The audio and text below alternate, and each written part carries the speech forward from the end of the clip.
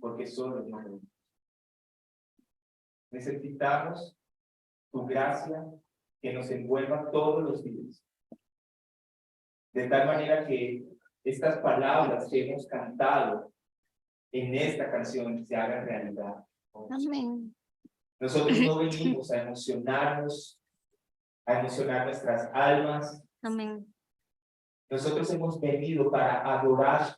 Así es, Señor. Y en obediencia a esta adoración queremos vivir. En obediencia a tu palabra queremos vivir, queremos practicar el evangelio. Ese bendito Amén. evangelio que hoy nos ha dado nueva vida.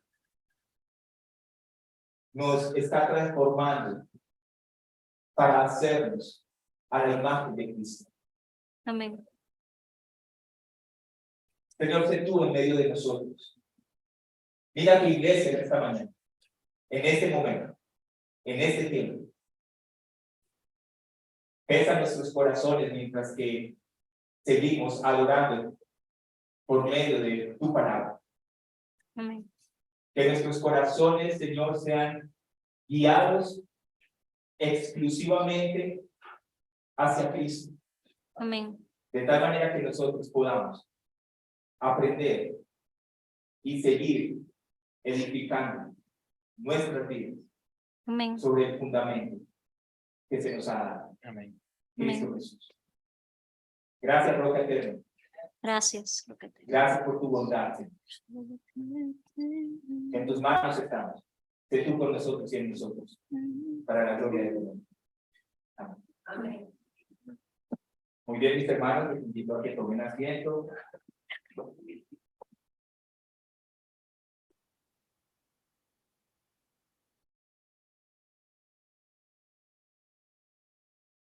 Una vez más, buenos días para todos. Para los que están llegando.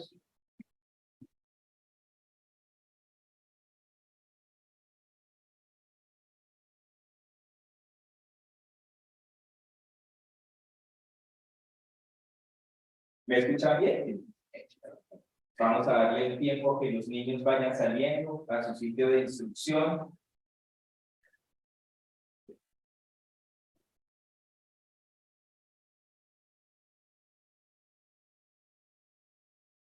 Como ya ven, tenemos una nueva imagen, esperamos que podamos obedecerla.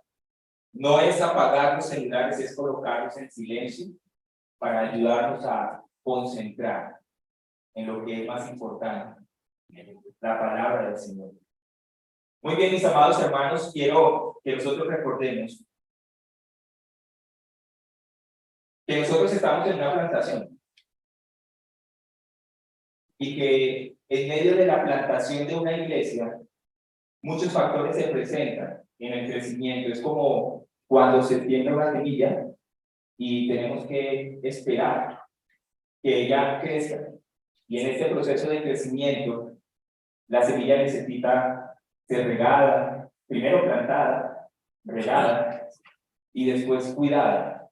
Pero hay que seguir cuidándola. Cuando ella crece, tenemos que podarla para que ella pueda dar fruto de acuerdo a la semilla que se ha sembrado. Y eso es lo que nosotros estamos haciendo con la comunidad. Estamos plantando la iglesia del Señor. Y en el proceso, nosotros, cuando nacimos de nuevo, hay muchos temas que en el nuevo nacimiento a nosotros no se nos habla, aunque están en las Escrituras. Y esos temas son cruciales y fundamentales. ¿Para qué? Para el crecimiento.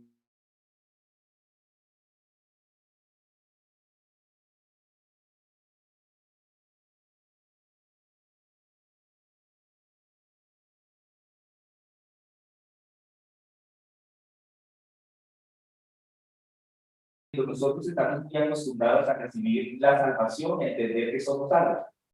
Sin embargo, cuando no hay esa enseñanza doctrinal profunda, a veces se coloca en tela de juicio si nosotros somos salvos o no somos salvos. De hecho, la iglesia cristiana está en esa disyuntiva. Muchos cristianos se preguntan si son salvos o no. Y a algunos se les pregunta, ¿eres tú salvo? Unos dicen que sí, otros dicen que no.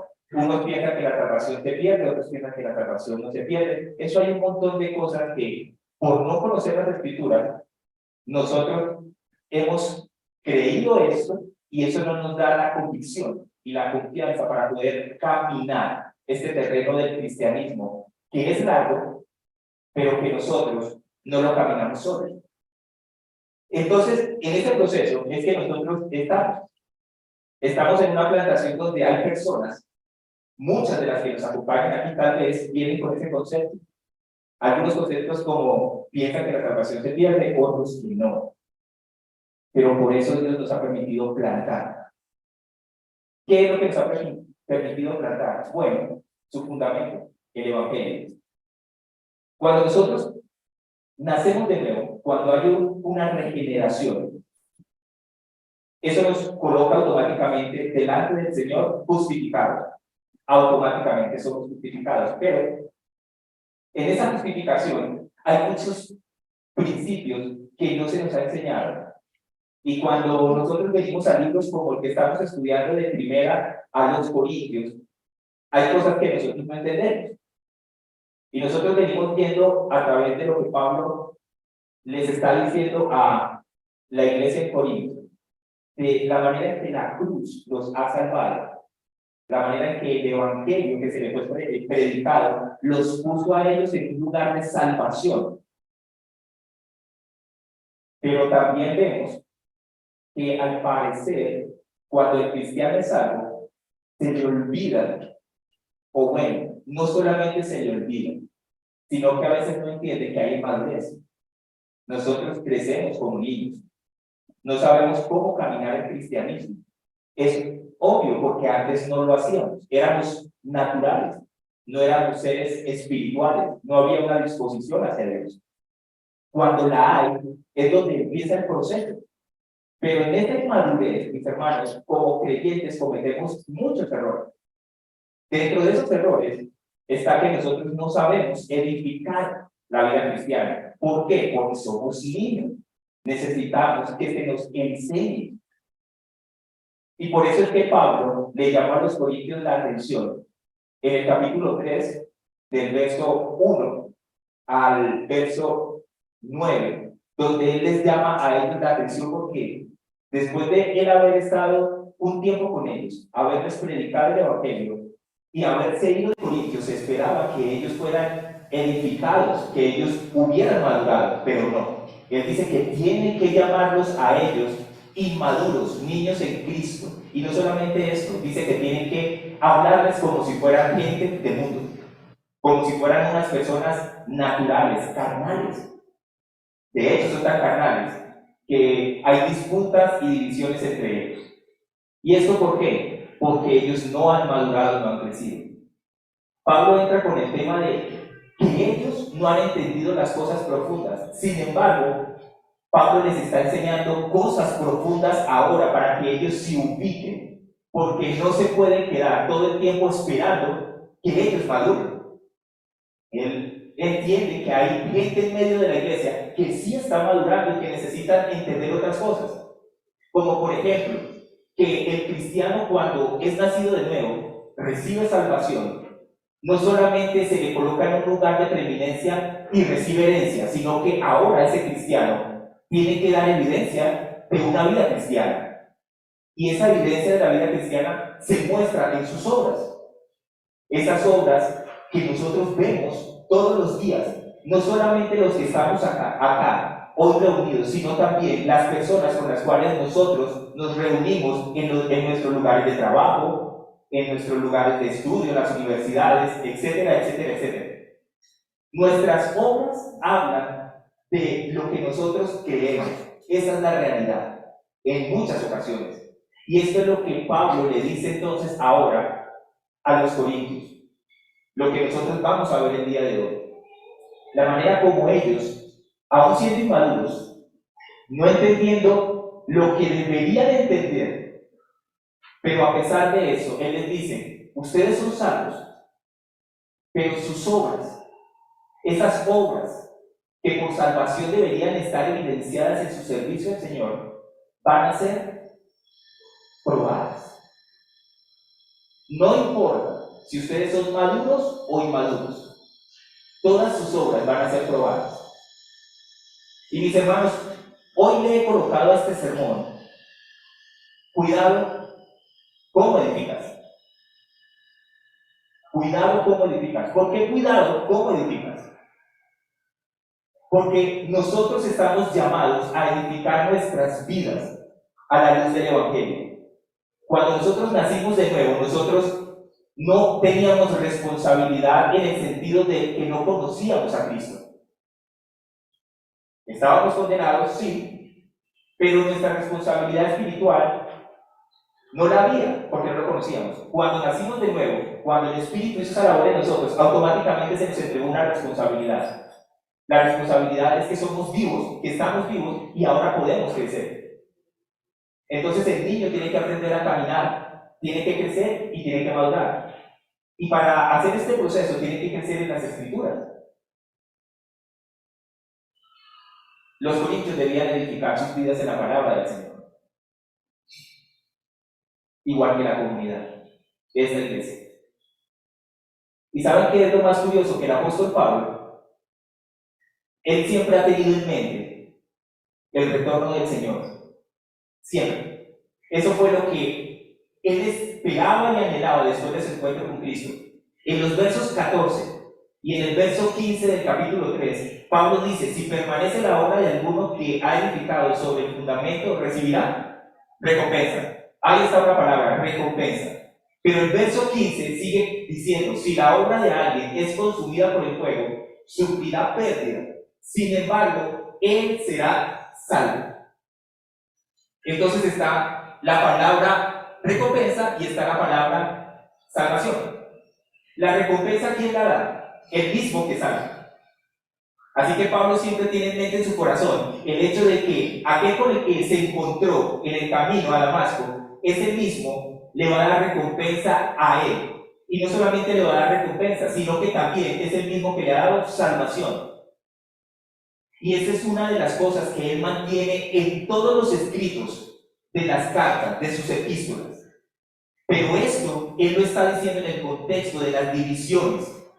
Recuerden que los corintios se están comportando de una manera tal que las divisiones los están llevando a ellos a tener disputas, pleitos, peleas entre ellos, entre hermanos. Y ese es un comportamiento muy mundano y carnal. Eso era lo que veíamos el domingo anterior. Sin embargo, este comportamiento de ellos era evidencia de lo que ellos creían, porque se esperaba que las obras de ellos fueran evidencia en amor, no en disputas y peleas. Se supone que al creer en Cristo lo que el Señor empieza a hacer es atraer unidad, no división. Ellos parece que no entendieron eso. Así que Pablo les está llamando la atención, o les va a llamar la atención, acerca de su manera de comportarse, de las obras, porque estas obras que ellos están haciendo van a ser recompensadas.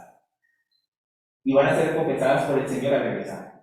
Lo mismo que para el creyente. Por eso, mis hermanos, nosotros debemos prestar mucha atención a lo que estamos haciendo en esta plantación. Porque nosotros necesitamos aprender a edificar nuestras vidas como creyentes. Porque nuestras obras van a ser probadas. Van a ser probadas. Y van a ser probadas por el Señor. Ahora, una de las motivaciones que Pablo tenía, la más grande, diría yo, era el regreso del Señor. Por eso él dice en Filipenses 3, capítulo 3, versículos 13 y 14: hermanos, yo mismo no considero haberlo ya alcanzado, pero una cosa hago, olvidando lo que queda atrás y extendiéndome a lo que está delante. Prosigo hacia la meta para obtener el premio del supremo llamamiento de Dios en Cristo Jesús. Eso es lo que Pablo está buscando. Pablo está buscando una meta. Cuando uno corre, cuando uno está en algún deporte y uno compite por algo, ¿uno por qué compite? Uno no compite por perder, uno compite por ganar. Bueno, Pablo está compitiendo por ganar algo. Él está compitiendo por obtener una recompensa. Pero Pablo no está buscando, mis hermanos, ser honrado o glorificado por los hombres. O él no está buscando que la gente hable de él, que él es uno de los mejores cristianos que hay. Él no quería eso. Él lo que está buscando es recibir la recompensa de su Señor. Eso es lo que Pablo tiene en mente, mis hermanos. Después de que él es transformado, él no quiere otra cosa, sino recibir la recompensa de su Señor. Y dentro de esas motivaciones, Pablo tenía otras más. Pablo quería hacer todo lo mejor que podía por Cristo. Él quería agradar a su Señor. Miren cómo lo dice 2 Corintios capítulo 5, verso 9. Por eso, ya sea presentes o ausentes, ambicionamos agradar al Señor. Eso era lo que hacía Pablo. ¿Cuál era la ambición de Pablo? Agradar a su Señor. Cómo él vivía y en lo que hacía. Y no solamente eso, en el mismo capítulo 5, en el mismo capítulo 5 de 2 Corintios, en el verso 14, a él lo apremiaba algo, a él lo controlaba algo, en todo lo que él hacía, y era el amor de Cristo. Dice en el verso 14, pues el amor de Cristo nos apremia, habiendo llegado a esta conclusión, que uno murió por todos, y por consiguiente todos murieron. Así que a Pablo el encuentro con Cristo lo había marcado a tal punto de que él solo anhelaba y deseaba a Cristo, mi hermano. Anhelaba y deseaba a Cristo. Tuvo que haber sido una transformación muy fuerte, de tal manera que era un perseguidor de la iglesia para ahora llegar a ser un perseguido.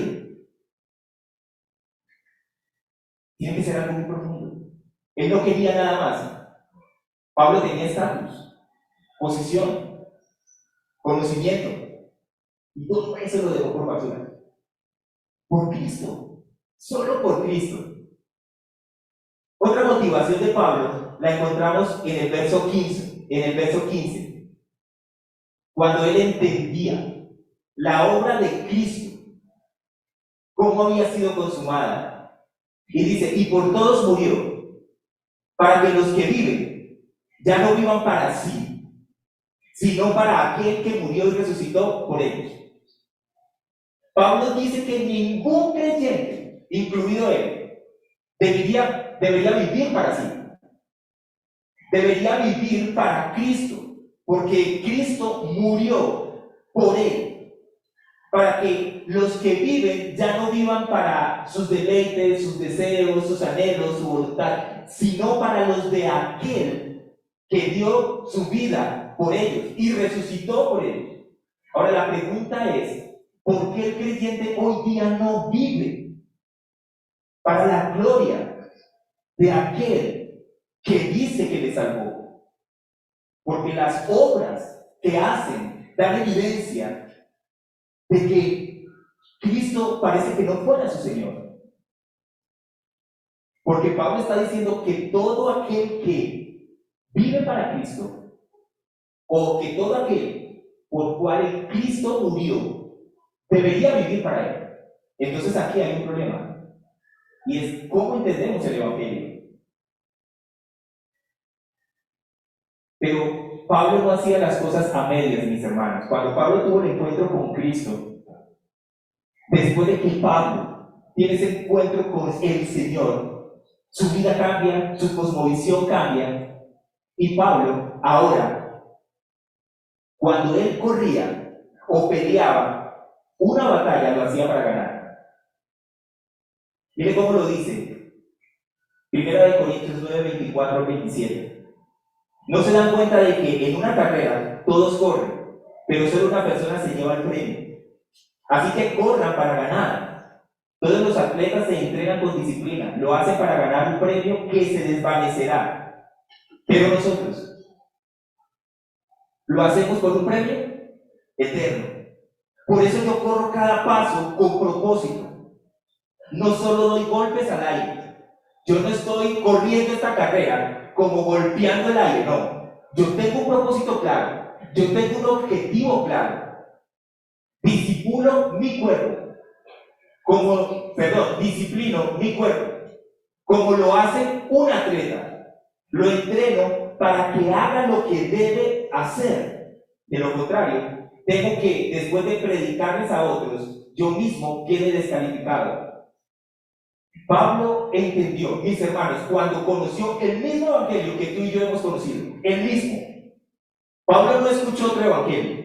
Pablo escuchó el mismo evangelio que tú y yo escuchamos. Pero la transformación de Pablo fue tan evidente que él empezó a disciplinar su propio cuerpo para la obra y la meta que el Señor lo había llamado. Mi hermano, ¿tú para qué compites esta carrera del cristianismo? ¿Cuál es tu propósito? Para ser parte de una iglesia. ¿Cuál es el sentido? Porque Pablo tenía un propósito claro. ¿Tú lo tienes claro como Pablo? Porque él dice que todo cristiano debería tenerlo claro. Pero pareciera en medio de la iglesia que eso no ocurre. Cristianos corriendo, buscando sus propios propósitos y metas. Es increíble. ¿Qué evangelio leen? Así que Pablo no competía, mis hermanos, contra hermanos. Él competía contra su debilidad. Él competía contra su cansancio. Él competía contra su pecado.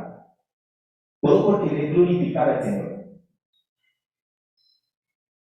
Así que, mis hermanos, lo que vamos a leer en este texto de hoy no habla, mis hermanos, entiéndase bien, Pablo no está apuntando en lo que vamos a leer al juicio de Dios del pecado, ni tampoco a nuestro juicio de las obras que nosotros hacemos contra los hermanos. Aunque todos daremos cuentas a Dios de nuestras obras. Pero Pablo, en los textos que vamos a leer, él no está apuntando a si la persona va a ser condenada o no. Él no está hablando acerca de esto. Pablo dice en Romanos 14:10, capítulo 14, versos 10 al 12. Pero tú, ¿por qué juzgas a quién? Pero tú, ¿por qué juzgas a quién? A tu hermano. O también tú, ¿por qué desprecias a quién? A tu hermano. Porque todos compareceremos ante el tribunal de Dios. Porque está escrito: vivo yo, dice el Señor, que ante mí se doblará toda rodilla y toda lengua alabará a Dios. De modo que cada uno de nosotros dará a Dios cuenta de sí mismo. No está hablando de nuestra condenación, sino que él está apuntando a la manera como el creyente se juzga entre ellos. Nosotros no somos jueces de nuestros hermanos. Eso le compete a Dios. Pero nuestro deber sí es llamarle la atención a nuestros hermanos para que tengan cuidado. ¿Cómo están viviendo para el Señor en la manera como sirven? No nos compete juzgar al creyente, mi hermano. Ten cuidado, eso le compete al Señor. Pero sí podemos llamar la atención de cómo vivimos. Entonces entremos a leer capítulo 3 de Corintios, versos 10 al 17. Conforme a la gracia de Dios que me fue dada, yo como sabio arquitecto puse el fundamento y otro edifica sobre él, pero cada uno tenga cuidado cómo edifica encima. Pues nadie puede poner otro fundamento que el que ya está puesto, el cual es Jesucristo. Ahora bien, si sobre este fundamento alguien edifica con oro, plata, piedras preciosas, madera, heno, paja, la obra de cada uno se hará evidente, porque el día la dará a conocer, pues con fuego será revelada. El fuego mismo probará la calidad de la obra de cada uno. Si permanece la obra de alguien que ha edificado sobre el fundamento, recibirá recompensas. Si la obra de alguien es consumida por el fuego, sufrirá pérdida. Sin embargo, él será salvo, aunque así como a través del fuego. ¿No saben ustedes que son templo de Dios y que el Espíritu de Dios habita en ustedes? Si alguno destruye el templo de Dios, Dios lo destruirá a él, porque el templo de Dios es santo, y eso es lo que ustedes son. Mis hermanos, por eso Pablo les llama, cuando yo estaba leyendo este texto, miren, el texto es largo y es un poco complejo, pero hay que predicarlo. Eso es un reto para nosotros, pero hay que hacerlo. Dios me ayude. Mis hermanos, Pablo no podía hablarles cosas profundas porque eran niños. ¿Recuerdan ustedes? ¿Por qué? Recuerden que si uno habla de si somos salvos o no somos salvos, eso es un tema que para algunos hoy es materia pasada. Ya lo han superado. Pero hay otros hermanos que no. Sin embargo, eso está en las Escrituras. La pregunta es ¿por qué otros hermanos no lo entienden? Bueno, porque no han madurado. Entonces Pablo dice que hay hermanos que son débiles en la fe y que hay que ayudarlos a crecer. Listo. Lo mismo Pablo está haciendo aquí. Pablo está ayudando a los corintios a que entiendan algo. ¿Ustedes han sido salvados? Sí. Ahora, como han sido salvados, se espera que ustedes empiecen a vivir de una manera. Como ustedes empiezan a vivir de una manera porque se supone que el Espíritu Santo los mora, la tercera persona de la Trinidad, entonces ustedes van a glorificar al Señor. En su manera de glorificar al Señor, que es a través de su vida, ustedes deben dar evidencia en la manera como sirven al Señor, de que ustedes creen y adoran a Cristo y que están fundamentando sus vidas en el Evangelio, que escucharon. Pero lo que ellos no saben, y muchos cristianos tampoco, es que las obras de cada creyente que viene a una iglesia cristiana van a ser probadas. En algún momento van a ser probadas. Y no por cualquiera, por el Señor. Ahora lo que Pablo hace cuando inicia este texto, él cambia la analogía de la agricultura a la arquitectura. El verso 9 anterior dice, porque nosotros somos colaboradores en la labor de Dios y ustedes son el campo de cultivo de Dios. El edificio de Dios. Arquitectura. Él pasa de usar la agricultura para usar ahora una metáfora. ¿Cuál metáfora? De un edificio construido sobre un fundamento. El verso 6-8 dice en el capítulo 3, yo planté, Apolo regó, pero Dios ha dado el crecimiento. Así que ni el que planta ni el que riega es algo, sino Dios que da el crecimiento. Ahora bien, el que planta y el que riega son una misma cosa, pero cada uno recibirá su propia recompensa conforme a su propio trabajo. Pablo está diciéndole aquí a los corintios que Pablo y Apolos simplemente son siervos de Dios en medio de un terreno. El terreno somos tú y yo, mi hermano, la iglesia. Así que Pablo y Apolos no son sino unos sirvientes, porque el que da el crecimiento al final de cuentas es Dios. Así que ellos son solo labradores de la obra del Señor. Ellos no son más importantes que el Señor dueño de la obra, del terreno y del edificio. Pero ahora Pablo empieza a decir que hay un edificio y Pablo usa la ilustración del edificio. Ustedes recuerdan lo que pasó el jueves, ¿no? Tembló en Colombia y todos los muros se conmovieron, las casas se conmovieron, los edificios. Yo quiero hacer una pregunta, para los que viven en apartamentos como los 14, 15, 16, ¿cómo lo sintieron? Eso fue terrible, me imagino. No es de la misma manera que se siente cuando está en una casa de 2 o 3 pisos. Pero la pregunta es, mis hermanos, aquellos que viven en edificios tan altos, en un 13º, en un 14º piso, los edificios tienden a hacer esto, a moverse de un lado para el otro. La pregunta es, ¿se cayó alguno? No, ¿verdad? ¿Por qué no se cayó? ¿Qué sucedió con ese edificio? Porque el fundamento tiene mucho que ver para que la estructura soporte el temblor o el sismo. Pero no solamente la estructura, mi hermano, no solamente el fundamento fue lo que ayudó, fueron los materiales con los que estaba construido el edificio. No solamente el fundamento, el fundamento le dio solidez.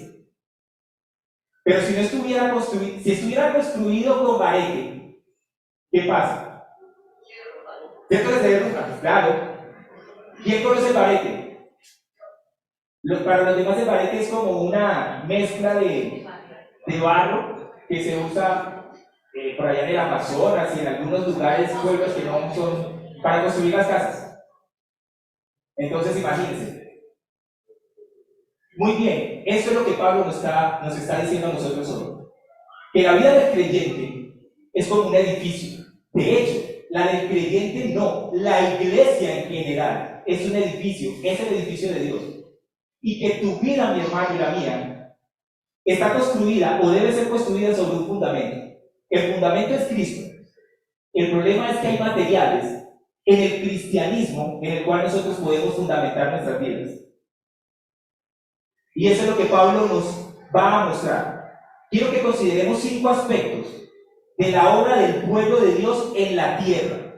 5 aspectos que nos dejan ver a nosotros cómo la iglesia tiene que mirar para edificar su vida. Y Pablo nos deja ver. El primer aspecto es aquel que echó el siguiente, el sabio arquitecto. El segundo aspecto es el fundamento. El tercer aspecto son los materiales. El cuarto aspecto es la prueba de esos materiales. Y el quinto aspecto son los obreros. Todo esto tiene que ver con la construcción. Porque cuando ese edificio fue construido, que se movía así, debieron probar el edificio antes de empezar a vender los apartamentos. Nuestras vidas también van a ser probadas por Dios. El primer punto es el sabio arquitecto. ¿Quién es el sabio arquitecto? Pablo. Pablo es el sabio arquitecto. En los versos 10 dice: conforme a la gracia de Dios que me fue dada, yo como sabio arquitecto puse el fundamento y otro edifica sobre él. Pero cada uno tenga cuidado cómo edifica encima. Hay algo que Pablo dice en el texto, y es que él recibió gracia de Dios. Y que Pablo recibió gracia de Dios para poder echar cimientos, para poder hacer una obra. Y él lo hace, dice el texto, como un experto en construcción. Eso es lo que Pablo está diciéndonos a nosotros. Ahora, ¿dónde lo hace Pablo? ¿Ustedes recuerdan Las Vegas? ¿Cuántos conocen aquí Las Vegas? No, Las Vegas, pues Dinamarca, no, Estados Unidos.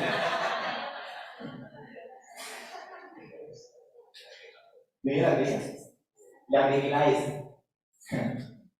Las Vegas es conocida como la ciudad del pecado en los Estados Unidos, normalmente. Bueno, Pablo llegó a Corintios, que era más o menos parecido. Pablo plantó, echó cimientos en una ciudad pagana, donde solo operaba y reinaba el pecado. Es ahí donde Pablo echa los cimientos. Ahora, déjenme decirle, si hay alguien que se va para, ¿cómo es que se llama la cuadra, aquí donde queda, sobre la Caracas? No, son cuadras donde uno encuentra mujeres. La 22. Si hay alguien que quiera ir a edificar una iglesia a la 22, Santa Fe. Ok, ¿vamos a Santa Fe? Sí. Ok, al Santa Fe, ¿qué cree que tendría que ir a hacer? ¿Lo enviamos y ya? No, mi hermano, ¿por qué? Porque se supone que el terreno al que va a enfrentar no es el terreno que camina, es la gente con la que se va a encontrar. Necesita gracia de Dios para poder hacer la obra que él no puede hacer. Ok, mis hermanos, ¿qué es gracia? ¿Cuál es esa gracia que Pablo recibió? Gracia es charis en el griego, que significa favor, gozo, mérito, gratitud, regalo, poder. Sin embargo, en la aplicación para la gracia que Pablo está recibiendo en Corintios, la gracia que Pablo recibe es poder y provisión para el ministerio. Para él poder hacer la obra espiritual de Dios. Levánteme la mano el que sea capaz de convertir una persona. Creo que ninguno, ¿cierto? Porque nos hemos dado cuenta que nosotros mismos llegamos y de hecho muchas veces nos preguntamos ¿cómo fue que yo llegué aquí al redil, Señor? ¿Cómo? Ok, porque no es obra tuya ni mía. Es la gracia de Dios. Bueno, Pablo necesitaba la provisión del poder de Dios para hacer esta obra. Pablo recibe esa gracia y ese poder cuando él se encuentra con Cristo y él echa un cimiento, él echa un fundamento en Corinto. Arquitecto, aquí no es como el arquitecto que vemos hoy día. El arquitecto apuntaba más a un diseñador, a un constructor. Bueno, creo que tiene mucho que ver, tiene como bases, pero más que todo Pablo se está mirando como el diseñador en la obra de Dios. Él llegó a Corintio y empezó a mirar cómo podía echar el fundamento en una ciudad pagana. Eso fue lo que Pablo hizo.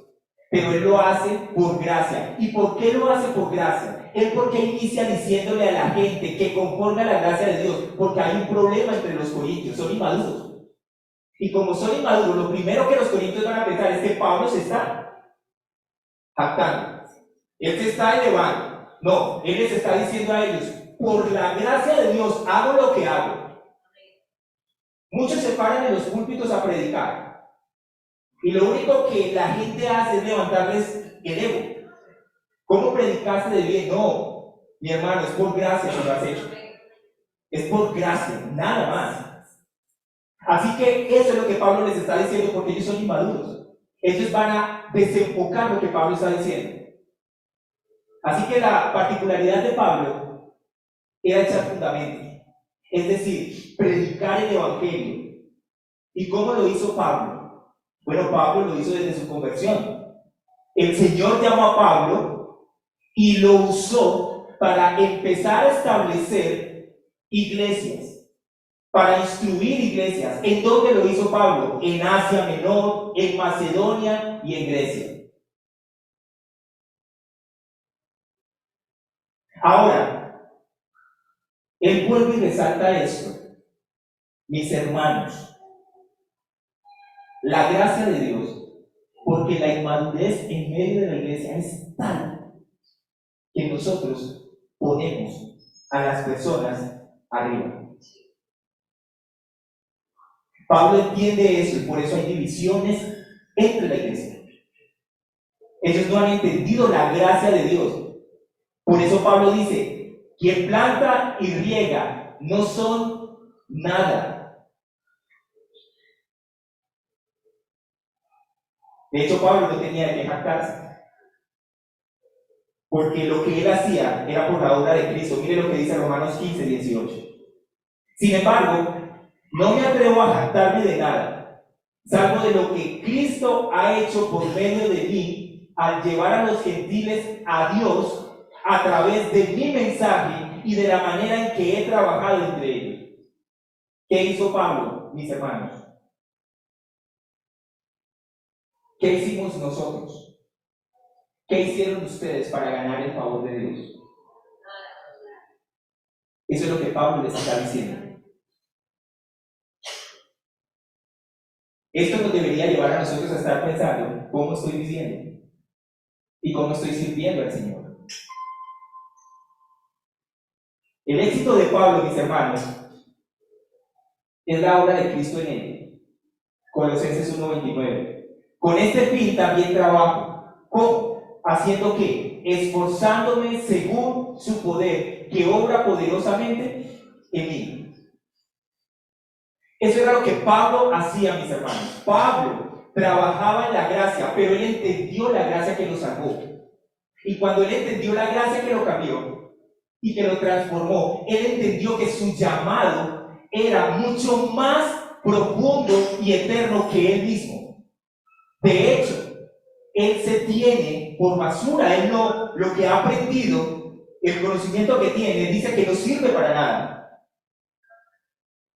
Porque realmente no sirve. La sabiduría humana, ¿de qué te sirve, mi hermano? ¿De qué nos ha servido tanto conocimiento y saber para conocer a Cristo? Nada. ¿De qué nos ha servido tanta opulencia y posición para conocer a Cristo? De nada. Estamos aquí por gracia y solamente por gracia. Y esa es esa gracia que nosotros deberíamos responder de la misma manera que respondió Pablo. Así. Esa es la actitud que nosotros deberíamos tener. Pablo solo tiene la actitud que tuvo Cristo. Eso es lo que él dice en Filipenses. Con este fin también trabajo. ¿Para qué hacemos lo que hacemos dentro de la iglesia? Para que somos cristianos. Nos esforzamos según su poder, que obra poderosamente en mí. Así que Pablo sigue diciendo en el texto que cuando él edificó, él dejó el fundamento, él lo echó, pero él dice, y otro edifica sobre él. Pero cada uno tenga cuidado como edifica encima. Pablo pasó 18 meses, mis hermanos, ¿en dónde? En Corintio. ¿Y qué se la pasó haciendo? Eso está en Hechos capítulo 18. Él se la pasó predicando y enseñando el evangelio, nada más. Eso fue lo que Pablo hizo. Predicar y enseñar el evangelio, nada más. Esa era la tarea de Pablo, mis hermanos. Pablo fue llamado a establecer los fundamentos apropiados del evangelio, las doctrinas y los principios de la fe prácticas de Dios. Cuando nosotros iniciamos esta obra de la comunidad, mis hermanos, para los que están aquí, que están desde el inicio, desde el primer momento que nos reunimos, ¿qué fue lo que nosotros iniciamos? ¿Alguien recuerda? ¿Cuál fue el primer proceso que iniciamos? ¿Nadie recuerda? Wow. ¿Qué es? ¿Qué es qué? El evangelio. ¿O yo inicié diciéndole que yo soy el apóstol? Sí, mis hermanos, estamos plantando la iglesia. Yo inicié con qué es el evangelio. Porque eso es lo importante que ustedes necesitan. Ustedes no necesitaban conocerme a mí. ¿Cuál es el problema de la iglesia cristiana? Que la iglesia cristiana no conoce el fundamento de su fe. El fundamento de su fe está en el evangelio. El evangelio es Cristo mismo. Por eso iniciamos con qué es el evangelio. ¿Por qué? Porque sobre esa base es que nosotros levantaríamos esta iglesia. Y eso fue lo que hemos intentado hacer desde el primer momento. Que las bases de su fe no estén en el hombre, sino en Cristo. Esa es la plantación de la iglesia, mi hermano. Eso es lo que Pablo le está diciendo a Cristo. ¿Por qué? Porque en nuestro pecado, lo único que nosotros solemos hacer es mirar al hombre. Miren, yo estaba viendo con Luz Elena ayer un documental en YouTube acerca de Hitler y de Stalin. Y es sorprendente la manera, es increíble. Para mí es increíble. ¿Cómo es posible que Hitler y Stalin hayan tenido tantos seguidores? Y era evidente las obras, la manera de pensar de ellos, perversa, macabra, pero tuvieron una nación que los seguía y se dio el lujo de matar muchísimas personas, tanto el uno como el otro. ¿Cómo seguían? Eso es lo que Pablo dice, nuestro pecado nos lleva a seguir hombres. Como pasa en nuestro país y en Latinoamérica hoy día.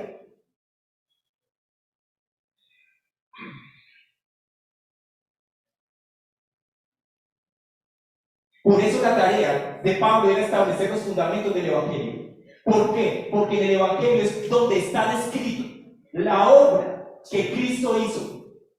Se describe el sacrificio del Hijo de Dios para salvar al hombre pecador. Y en este fundamento, esa predicación del Evangelio atrajo, dio nueva vida a tu corazón y al mío, que era perverso y malvado. Que lo único que sabía hacer era lo malo, como dice la Escritura. Y no solamente eso, sino que ahora eres nueva criatura. Entonces, como eres nueva criatura, todo el texto que sabemos de Corintios, ¿recuerdan? Porque ahora soy nueva criatura. Las cosas, he aquí. Entonces, mostremos que entendemos ese texto. Porque ese fue el fundamento. Si tú has nacido de nuevo, no hay otra cosa que tú debas hacer, sino que esforzarte en la gracia de Dios para representar a tu Señor. Eso es lo que Pablo les está enseñando a los corintios. Porque Pablo dice que otros se edifican. ¿Quiénes se edifican? Bueno, Pablo le enseñaba a Timoteo que él tenía que edificar también la iglesia. Y eso lo hizo en Primera de Timoteo, capítulo 1, versículo 3. Pablo le dice a Timoteo, tal como te rogué al salir para Macedonia, que te quedaras ¿en dónde? En Éfeso, ¿para qué? Instruyeras a algunos que no enseñaran doctrinas extrañas. Así que Pablo tenía en cuenta y muy claro que él debía dejar a otras personas que edificaran la iglesia, porque Pablo no era suficiente. Pablo no anda celoso de Apolos ni celoso de Timoteo. Pablo entiende que hay otros hermanos que Dios va a traer para edificar su iglesia, que él es solamente un instrumento, como él lo ha dejado ver en los primeros versos del 1 al 9 del capítulo 3 de 1 Corintios. Por eso tratamos, mis hermanos, y nos esforzamos porque este púlpito, aunque lo cuidamos y somos celosos, aquel que se pare a predicar acá, predique la sana doctrina. Amén. Amén. Pero yo no soy el único que edifica esta iglesia, porque la Biblia dice que hay más dones que edifican la iglesia. Ese era el caso de Apolos. Apolos predicó en Corintios. Él edificó y Pablo le llama la atención, pero tengan cuidado que otro edifica sobre él. Ese fue Apolos. Nosotros, ¿qué estamos haciendo? Echando los fundamentos. Mi hermano, muchos de ustedes ya conocen el Evangelio, así que el fundamento ya está echado. Lo que ahora nosotros estamos haciendo es dándoles a ustedes las herramientas para que aprendan a edificar sus vidas y como resultado edifiquen el templo de Dios, que es uno. Usted y yo nos fuimos salvados particularmente para que nosotros seamos llaneros solitarios. Nosotros fuimos salvados para construir una iglesia, para construir el templo de Dios. Y el templo de Dios se construye con base en las Escrituras.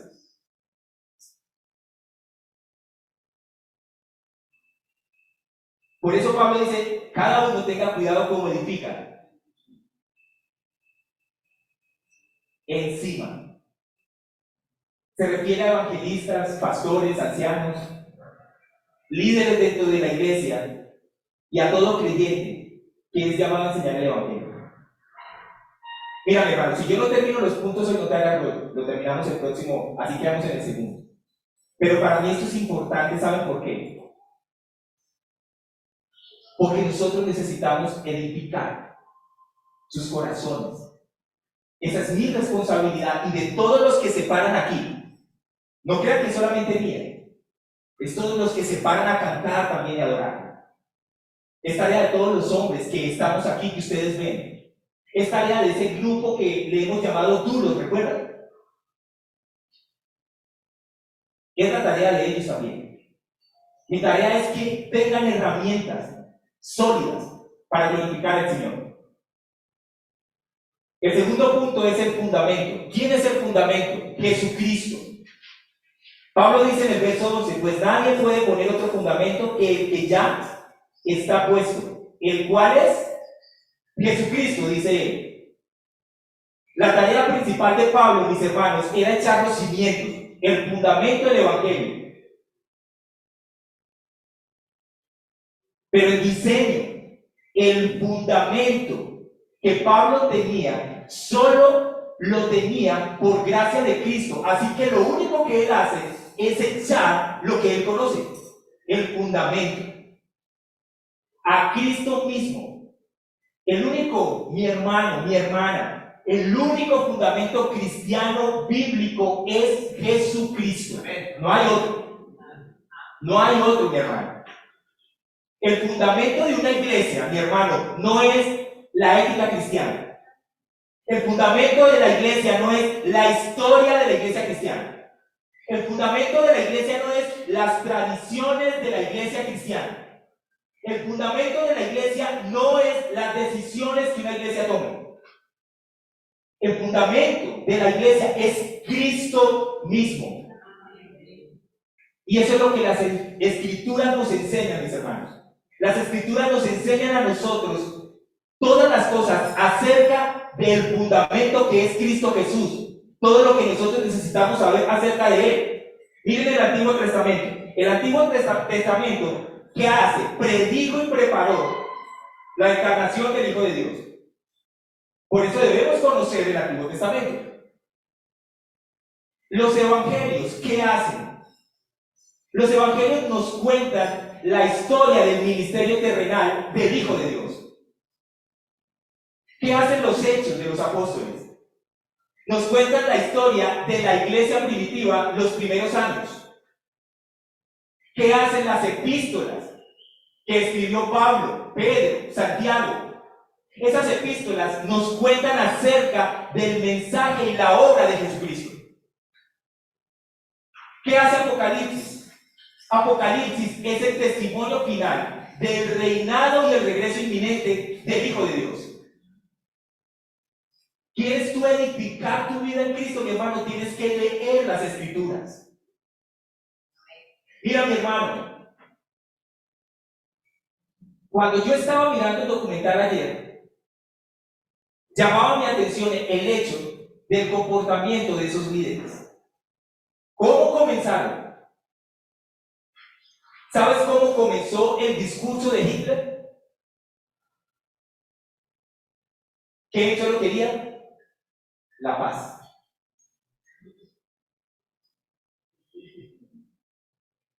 De hecho, uno de los ministros de Francia fue a reunirse con Hitler en Alemania para asegurarse de que Hitler no fuera a conquistar Francia. ¿Por qué motivo? Porque Hitler en la cárcel, cuando estuvo en la cárcel, escribió un libro y en el libro redactó todo.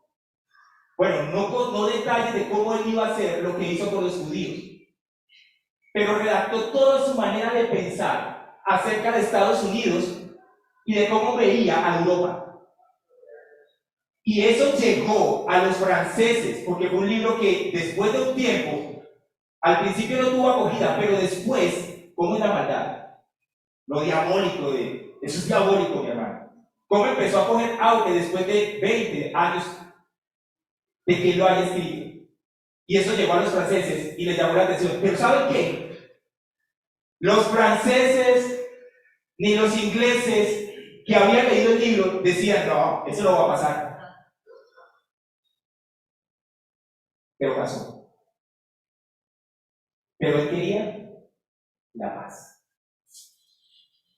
Él quería el bien para todo el pueblo. No sé a qué te sabe eso, mi hermano, pero tienes que despertar. Porque lo único que va a cambiar no el mundo. Mi hermano, el mal te va a apoderar de eso. La Biblia no nos mandó a nosotros a que el mundo cambie, no, a redimir, a predicar el evangelio que redime y salva a las personas. Pero el mundo va a ser consumido, mi hermano. Eso es inevitable. Así que quítate la idea de que va a haber un mundo mejor. El mundo mejor viene cuando Dios lo construya nuevamente.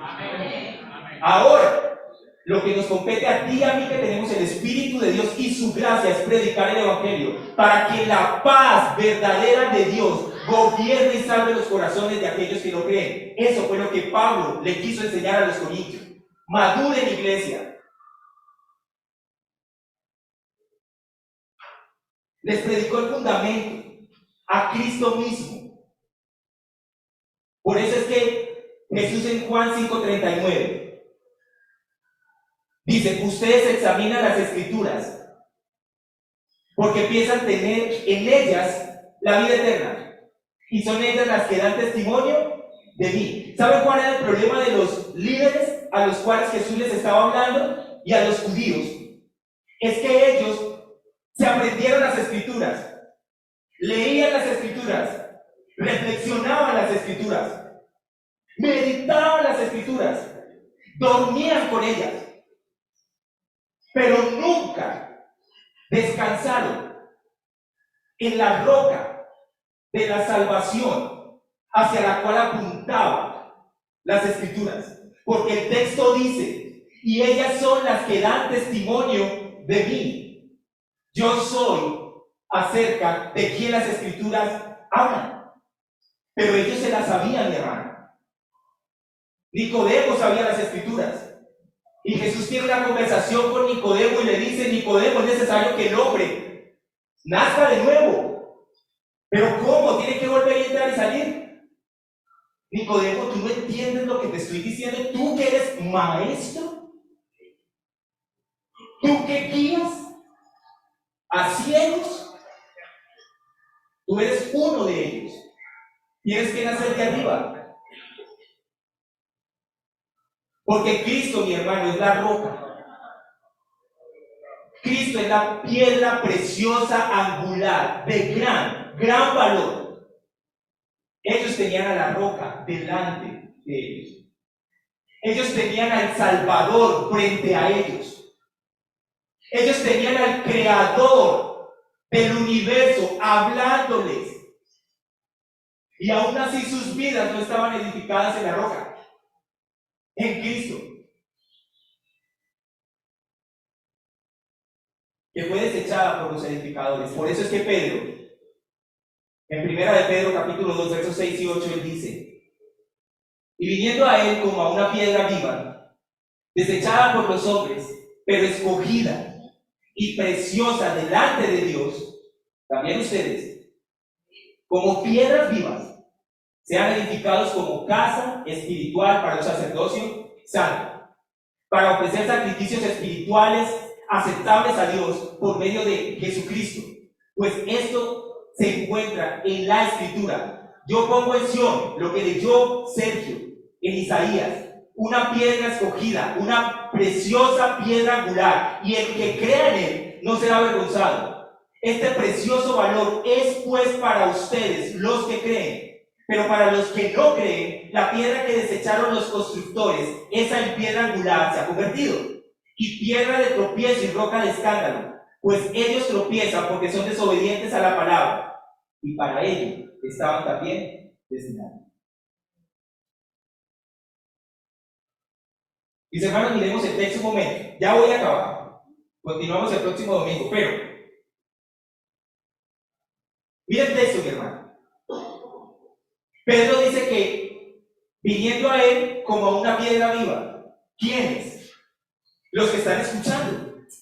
¿Viniendo a quién? A Cristo. Ok, vengan a Cristo, que es una piedra viva. ¿Desechada por quién? Por los hombres. Mis hermanos, éramos tú y yo. Tú y yo éramos pecadores. Tú y yo no adorábamos, no anhelábamos y no queríamos a Cristo. Tú y yo lo odiábamos con todas nuestras fuerzas. Así que ninguno deseaba la piedra. Ninguno deseaba a Cristo. Pero esta piedra, que es desechada por los hombres, dice que es escogida y preciosa delante de Dios. Es de gran valor y de gran precio. ¿Para quién? Para el Señor. Entonces Pedro dice: también ustedes. ¿Quiénes? Los que ahora creen. Los que han sido regenerados, los que han sido transformados, lavados y justificados. Ustedes, ¿qué deben hacer? Ahora que han nacido de nuevo, vengan como piedras vivas. ¿No es así? ¿Y cuál es el objetivo de que seamos piedras vivas? Sean edificados como casa espiritual. ¿Para qué? Para que como resultado de ese nuevo nacimiento y de que ustedes están en una casa espiritual que ha sido añadida por diferentes personas de diferentes lugares, esto va siendo la iglesia de Dios, entonces empiecen a vivir un sacerdocio santo. ¿Qué hacían los sacerdotes, mis hermanos? ¿Ustedes recuerdan en el Antiguo Testamento? Ellos sacrificaban para perdón de los pecados, los animales, ¿no? Ok, Pablo nos dice a nosotros que nosotros debemos presentarnos como sacrificio. Ok, pero también somos sacerdotes. Y nuestro sacerdocio es santo, es apartado, es una vida diferente al mundo, porque ahora tú eres santo para esa piedra viva que te dio vida a ti. Para ofrecer sacrificios, ¿de qué manera? espirituales que antes no podías, porque estabas muerto en tu delito y pecado. Antes ninguno quería adorar al Señor. Aceptables a Dios por medio de Jesucristo. Pues esto se encuentra en la Escritura. Yo pongo en Sion una piedra escogida, una piedra preciosa, angular. El que crea en él no será avergonzado. Este precioso valor de esta piedra es pues ¿para quién? Para ustedes, dice Pedro. ¿Quiénes? Los que creen, los que están aquí en la comunidad. Dice, hermanos, nosotros estamos esforzándonos por enseñar la sana doctrina, el evangelio, para que ustedes edifiquen sus vidas de acuerdo a esa piedra viva que estaba a punto de caernos encima y destrozarnos. Pero en cambio, nosotros caímos sobre él.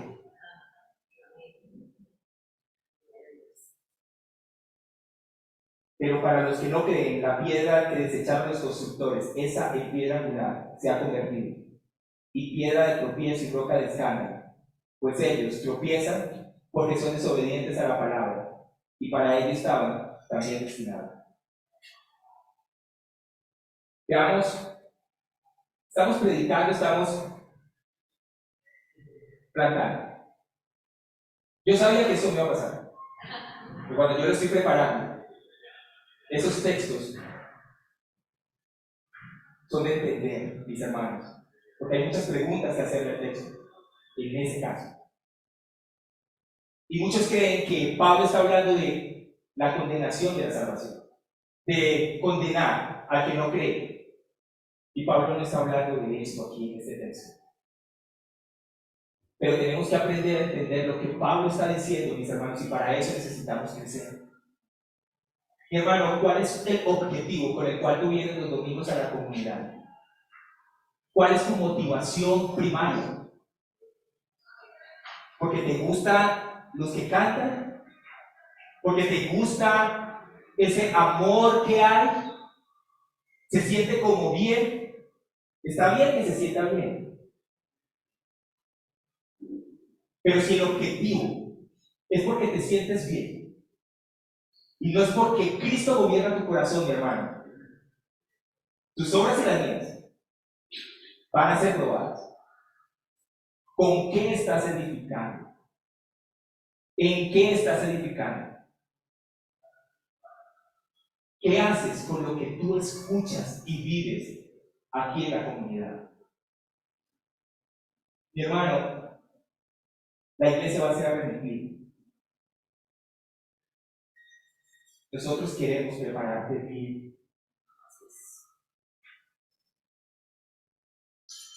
Cristo es la piedra de gran valor, desechada por aquellos que no creen. ¿Tú qué has creído? Si has creído de verdad, crece. Ayúdanos a orar para que la comunidad crezca, no en cantidad, sino espiritualmente. Hermano, a mí me conmovió mucho ver lo que vi ayer en YouTube, porque eso no ha cambiado. Y Dios lo va a permitir para presionar la iglesia y que se cumpla Hechos 8:1. Déjame cerrar con eso. ¿Con qué discipulas tú, mi hermano, a alguien que no es creyente? ¿Qué le das?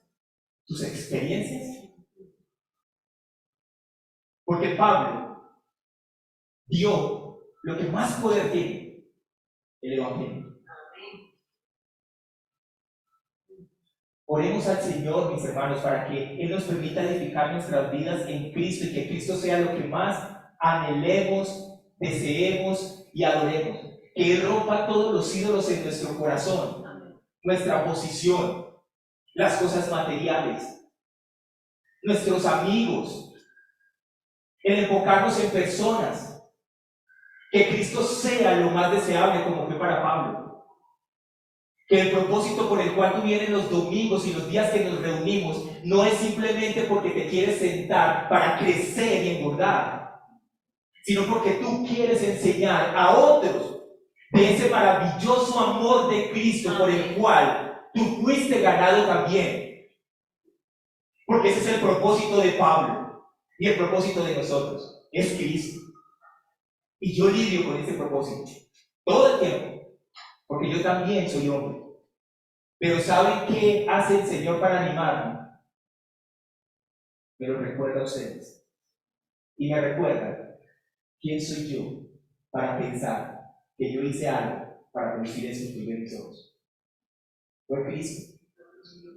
Es el amor eterno de Dios por cada uno de nosotros para que edifiquemos juntos una casa espiritual. Vamos a ver.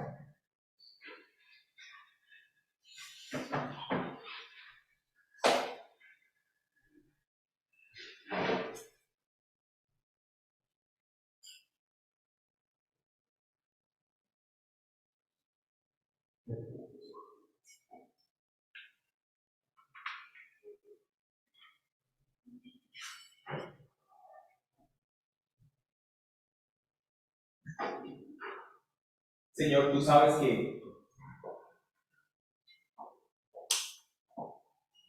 cada una de las personas que ha venido esta mañana tiene un gran valor.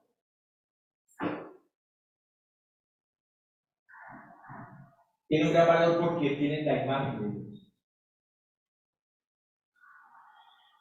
Pero también sabes, Señor, que nosotros, aquí en la comunidad, esta iglesia que está naciendo, que necesita mucho, que tiene mucho que aprender, que tiene mucho para ser instruido, necesita ser fundamental en el Evangelio.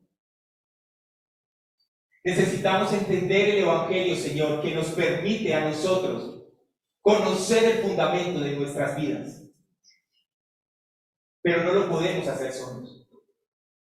Nosotros hemos sido llamados para ser piedras vivas, para edificar una casa espiritual. Es decir, nosotros mismos somos las piedras que construyen la casa, el cuerpo de Dios. Te necesitamos. Señor, tú sabes cuánto nos cuesta edificar.